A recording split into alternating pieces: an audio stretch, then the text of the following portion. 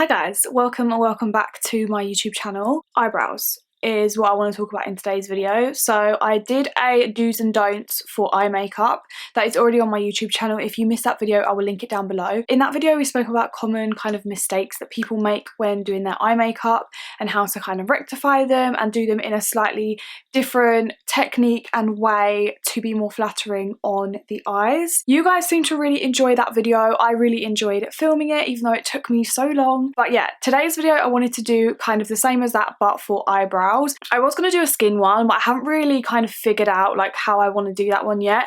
So for today's video, it's just going to be an eyebrow one, a do's and a don'ts on eyebrows. So in case you guys didn't already know, my preference when it comes to eyebrows, I really love that kind of typical like Charlotte Tilbury kind of brow, that really kind of fluffy, kind of like messy, undone brow, but still done and neat at the same time, if that makes any kind of sense. You guys know what I mean. It's kind of like the on-trend eyebrow at the moment, kind of very fluffy, natural. It doesn't really look like it's been too overly filled in, and it's nice and spiky on the top. I love all that kind of stuff. So yeah, that is kind of my eyebrow preference. If you don't like that kind of style, then it's probably best to click off the video now, because that's kind of what I'm going to be doing on my do side. I just want to say a quick disclaimer that obviously makeup is just personal preference. If you do anything that I'm going to do on the don't side, then it doesn't mean to say that I think your makeup looks bad or your makeup is bad. This is just kind of how I prefer to do my brows, and some things that you might be doing that you could change in order to get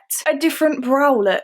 But makeup is makeup. It washes off at the end of the day. So please, I'm not trying to offend anyone. That disclaimer was really muddled up, but you guys know what I'm trying to say. Okay, so so yeah, I've already obviously done my makeup. If you guys were interested in the makeup that's on my face, I am going to be posting it as a tutorial over on my Instagram. So if you don't already follow me over on there, then definitely go and follow me, because this makeup will be posted over on my Instagram, probably as an Instagram reel. But yeah, let's just get on into the brow video. So this is my brows, kind of natural. My brows don't have anything in them at the moment. So I don't know about you guys, but I definitely have a good brow and a bad brow. This brow for me always goes a lot better than this brow. I don't know what it is. I prefer this side of my face anyway. I feel like this is my good side and this side is just like, no. This side, as I said, is my good brow. I'm actually going to use this side as my don't side and this side as my do side. So one common mistake that I feel like some people could potentially make with their brows is not brushing their brows up before you go to apply any product. So when you go to apply any brow product, I always recommend taking a spoolie or, you know, like one of these kind of like mascara wands, obviously not with mascara on it, and just literally going in and brushing up your brows. Let me zoom you in actually. Why have I not done that? The reason why you're going to do this is because this really reveals your kind of natural shape, and you can really see the areas where you do need to fill in. Whereas if your brow is kind of like, I'm just going to sort of mess this one up a bit because this one is already brushed up. If your brow is kind of like a little bit like this and you haven't kind of brushed it through, you can't really see where you actually need to fill in, whereas this one you can already see looks 10 times better than this one. So I always recommend brushing through your brows before you do anything. Okay, so for my don't side, I'm actually going to go in with a brow powder, and this isn't something that I would say is a mistake that people make. Like, use whatever brow product you prefer. I used to love powder, now I'm a pencil girl. However, I personally find powder is a little bit more harsh, so you can easier isn't a word, but you can more easily go wrong with a powder. So that's the reason why I'm going to use that on my don't side, just purely because I feel like it's harder to create a more natural, fluffier look with a powder. So the powder that I'm going to go in with is by Benefit, and this is the Browsings powder. What is it actually called? Yeah, just the Browsings powder, and this I have in the shade 5. As you can see here, you get two kind of different shades. So I used to use the slightly lighter shade in this palette when I did use powder for my eyebrows. I actually used to love this product. And like I said, there is nothing wrong with using powder on your eyebrows, but I just think that there are better ways to do your eyebrows to get them looking more fluffy and natural and a little bit less kind of filled in. So I'm going to take this kind of angled eyebrow brush and I'm just going to dip in to the lightest shade in this palette and just load up my brush with product. Okay, so the number one thing that I feel like personally doesn't really look that flattering on a lot of different people, and is a technique that I see a lot of people using all of the time, is they literally just go in with a line, a very harsh line all the way across under the brows. This for me is very kind of 2016, when blocky brows, ombre brows, all that kind of thing was like a really big thing, and I just personally don't think that it looks that flattering on anyone. So I'm just going to show you like actually what I mean. So I'm just going to go in and apply that product exactly like I said. So I'm just going to draw kind of like a line underneath my eyebrow. Another mistake that I feel like you could make is starting with the front of your brow, especially if you're using powder, but if you're using kind of any product, starting at the front of your brow I would never recommend, just because you're going to be depositing the majority of the product there, when really you want the majority of the product to be either at the tail or at the beginning of your brow. So here I'm just following the kind of natural shape of my brow, and as I said, I'm kind of lining underneath. This is a technique that I used to do myself as well. Next, what I'm going to do is I'm actually going to do a similar thing where I kind of line the top. This is going to give us that kind of really blocky brow effect, and again is something that I used to do myself, but I personally think it looks really heavy and it actually draws your face and your eyes down.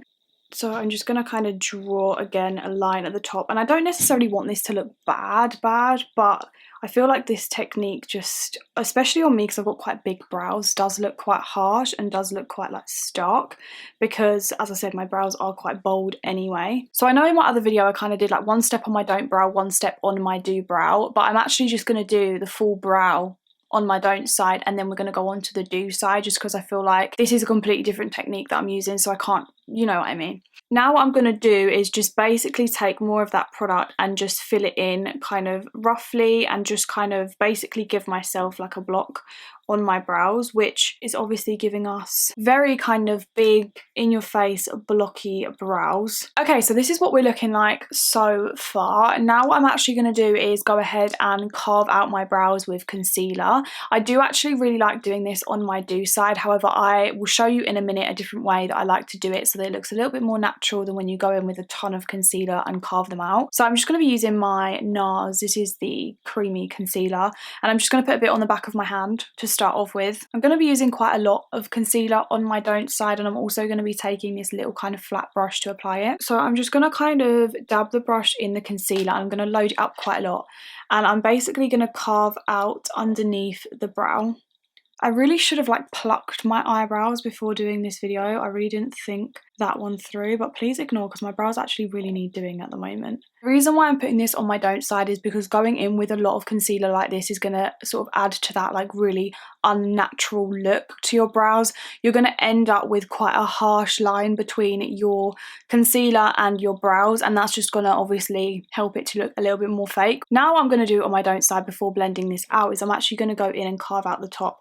This is something that I never would do on my do side. This is because carving out the top of your brow makes your brow look even more kind of blocky and unnatural, and I just think it's not really necessary. Like I said, it just kind of creates more of a perfect line between your brow and your skin, and it just doesn't look very natural. I'm also just going to do the front just for kind of and giggles. Now what I'm going to do is take this little brush and I'm just going to obviously blend this all out into my skin. This concealer matches my skin tone quite well, so it's going to blend quite easily. Okay, so this is what we have so far. Obviously, this is looking rather bulky and rather kind of sluggish, dare I say it, on my face. It definitely kind of draws my face down, and by doing your brows too heavy like this, it actually takes away from the rest of your features on your face. It takes away from your eye makeup that you've probably spent ages doing, and it just draws the eye directly to your brows, which brows are a huge part of your face, but you don't want them to be that huge. You know what I mean? So now for my do side, I'm going to go in with my trusty NYX brow definer. This has quickly become one of my favourite, well, it's become my favourite brow product to use to fill in my brows. I absolutely love this. This is actually my second one. I've already used up another one. I have this in the shade Ash Brown, and this is just the perfect colour for me, and I love that it's got a really kind of super fine little tip to it, so you can really go in and get some really nice kind of hair strokes going in the brows. So as I said before, obviously you want to start off by brushing your brows. We've kind of already done that, but I'm just going to do it again. I'm quite blessed in the brow department where I've got quite full brows naturally. Like I really don't have a lot of sparse areas in my brows where I need to fill in. So I go in quite light with my brows anyway for the most part. I don't really tend to do much filling in with my brows unless I'm going for a certain look. But I usually start off by filling in this kind of area here around my brows because I find that this area needs a little bit more kind of definition, especially down here. So what I'm going to do with this is I'm just going to kind of go in, and I'm using a really light hand. It's going to be quite hard for you to tell on camera, but I'm using a really light hand, so I'm only really getting kind of very light kind of hair-like strokes through my brows. And what I'm doing is I'm kind of angling the strokes in the same direction of my hair, so it's going to kind of mimic almost like where my hair would naturally be growing. On me personally, I kind of prefer straightening out my brows these days. I just feel like that's just what suits my face and my eyes best when I straighten them out, rather than having a huge arch. But obviously play around, everyone's face shape and everyone's brow shape is completely different. So in terms of actual shape, it's going to be a lot of trial and error and just seeing what suits your face and your eyes. But for me, I prefer keeping my brows a little bit more on the straighter side these days. So I'm just going to kind of almost draw like a light line down here just to kind of straighten that bit out there. Now for the front of my brow, I really don't touch this sort of too much, but I do like to just go in, and again I'm going in the same direction as my hair is growing. As you can see, these hairs like to grow kind of more upwards, so I'm going upwards on my brows and really pressing super light and just kind of adding a little bit of colour and definition into the front of my brow. But this is where I want it to look more sparse because it looks a little bit softer this way. So now I'm kind of at this stage. It can end up looking a little bit blocky if you go into sort of hard. So I'm just going to take the spoolie again and just run that back through my brows.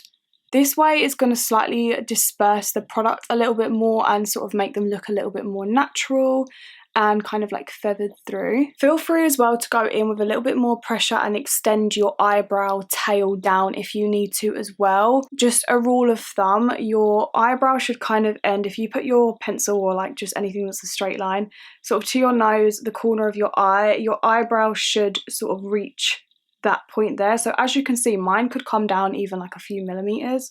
To be honest, I don't usually extend it, but so really mine should come to around about there. So already, as you can see, this brow looks a lot more lighter and kind of like natural on my skin, whereas this one just looks way too heavy for my face. Now I would do either one of two things. So I've been really enjoying the soap brows method recently. So at this point you could just take your Pears soap, spray it with water. I'm sure you've seen people do this a million times.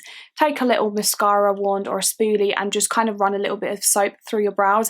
This is going to add to that kind of fluffy look and really help to hold your brow hairs in place. However, today, just to keep it nice and simple, I'm actually just going to go in with a brow gel because this is a slightly quicker way of doing your brows and a less kind of faffy way, and I feel like is a little bit more kind of everyday appropriate that the everyday kind of makeup wearer would do. So I spoke about this product in my last video. This is by the Beauty Crop and this is the BFF Brow Friends Forever Brow Gel.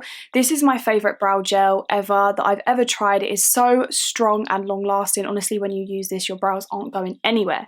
So if you're looking for a good brow gel, I highly recommend this. You can get it from Superdrug. I'll obviously leave the links to the products in the description box anyway. So on my do side, I'm just going to take a little bit of this brow gel and I'm just going to brush it through my brows, and I like to brush my brow hairs kind of upwards and outwards in the kind of direction that they're already growing. But so I'm just kind of going over and playing around until I'm happy with the direction that my brows are going in. I've been really enjoying doing this little thing as well where I kind of like pull the first few hairs of my brow slightly outwards, and that kind of gives me more of a fluffy look as well.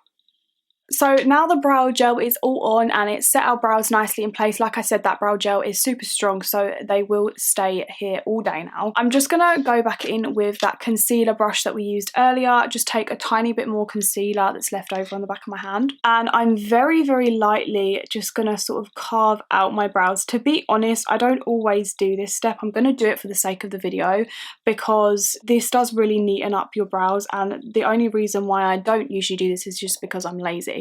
But if you really want your brows to look perfected, then I would recommend just going in with the tiniest bit of concealer. When I say the tiniest bit, Please don't go overboard and do what I did on this side because it will look more fake.